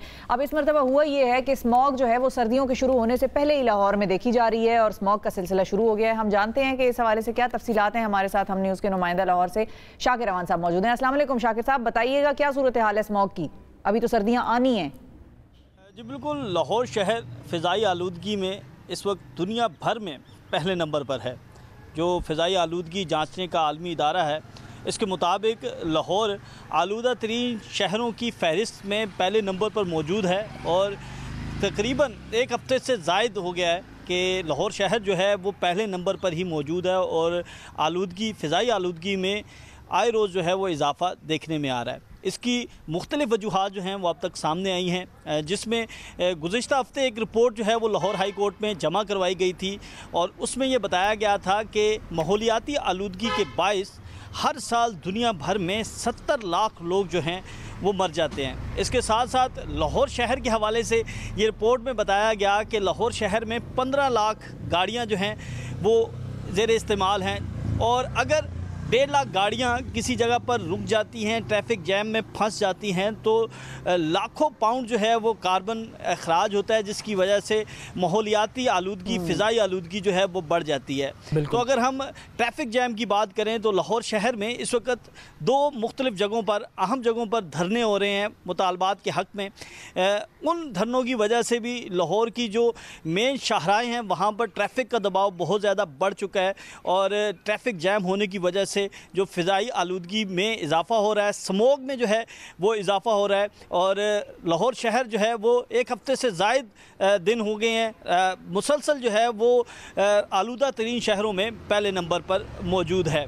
ट्रैफिक जैम की अगर बात करें तो लाहौर की जो मुल्तान रोड है वहाँ पर इस वक्त ट्रैफिक शदीद जैम है। इसके साथ साथ माल रोड पर 8 दिन से नाबीना अफराद ने धरना दिया हुआ था, जिसकी वजह से मुख्तलिफ़ जो शाहरें थीं वहाँ पर जो है वो ट्रैफिक जैम था और अब ये जो नाबीना अफराद हैं ये सिविल सेक्रेटेरिएट के सामने पहुँच चुके हैं और इसकी वजह से जो फ़िरोज़पुर रोड है वहाँ पर ट्रैफिक जैम हो गया और ट्रैफिक का दबाव बढ़ गया है और जो फ़िज़ाई आलूदगी का बाइस जो है वो वाला इलाका जो है वो अब बन रहा है। शाकिर साहब, ये भी बताइएगा कि ये जो रिपोर्ट है जिसका आपने जिक्र किया, ये किसकी तरफ से जमा कराई, उसकी क्या तफसीलात है? लाहौर हाई कोर्ट में ये रिपोर्ट जमा करवाई गई थी judicial water and environmental commission की जानिब से और अब तक के जो आदाद व शुमार हैं 1 अक्टूबर से लेके अब तक जो है वो 10 से ज़ायद फैक्ट्रीज़ को सील किया गया है। जुडिशल एनवायरमेंट कमीशन की जानिब से ये रिपोर्ट दी गई हाई कोर्ट में और बताया गया कि जो धुआं छोड़ने वाली गाड़ियां हैं उनको भी बंद किया जा रहा है और 1 अक्टूबर से लेकर अब तक ट्रैफिक पुलिस की जानिब से जो आदाद व शुमार जारी किए गए हैं उनके मुताबिक 2500 के करीब गाड़ियों को जो है वो बंद किया गया है। धुआं छोड़ने वाली गाड़ियों को उन्हें भारी जुर्माने किए गए हैं। इसके साथ साथ जो एनवायरमेंटल कमीशन है उसका ये कहना है कि लाहौर शहर में स्मोक टावर्स जो हैं वो लगाना बहुत ज़्यादा ज़रूरी हैं स्मोक पर काबू पाने के लिए, फ़िज़ाई आलूदगी पर काबू पाने के लिए। और ये करीबन पिछले 1.5 से 2 साल से ये मामला चल रहा है, लेकिन अभी तक जो है वो स्मोक टावर्स जो हैं वो इंस्टॉल नहीं किए गए, जिसकी वजह से लाहौर शहर में जो है वो फ़िज़ाई आलूदगी हर साल बढ़ रही है। शहरी ये शिकवा करते हैं कि स्मोग और फ़िज़ाई आलूदगी के बाइस मुख्तलिफ़ बीमारियां जो हैं वो जन्म ले रही हैं। आँखों में चुभन होती है, सांस की बीमारियां हैं और बच्चे जो हैं उन्हें सुबह सुबह स्कूल छोड़ने के लिए जब जाते हैं तो उस वक़्त आँखों में जलन हो रही होती है। दूसरी जानिब जो तिब्बी माहिरीन हैं उनका ये कहना है कि स्मोग जब ज़्यादा हो तो उन औकात में जो है वो ग्लासेस का इस्तेमाल किया जाए, मास्क का इस्तेमाल किया जाए और ज़्यादा से ज़्यादा कोशिश की जाए कि घर में रहा जाए, बाहर ना निकला जाए। लाहौर शहर में ये जो सीज़न है अक्टूबर टूवर्ड जो है वो दिसंबर तक जो है वो स्मोक जो है वो ज़्यादा होती है, जिसकी वजह से जो है आँखों में जलन और मुख्तलिफ़ बीमारियां जो हैं उनके फैलने का ख़दशा भी पैदा होता है। दूसरी जानिब महकमा मौसमियात की अगर बात करें तो महकमा मौसमियात का ये कहना है कि रवां हफ्ते लाहौर शहर में बारिश का इम्कान नहीं है। पीर के रोज़ जो है लाहौर शहर में बादल आएंगे और बारिश का इम्कान है, तो जब तक बारिश नहीं होती तब तक स्मोक में जो इजाफा है वो इसी तरह मुसलसल देखने में आएगा। शहरियों को ये हदायत की गई है कि वो ज़्यादा से ज़्यादा जो है वो बाहर निकलने से गुरेज करें ताकि वो इनके असरात से बच सकें।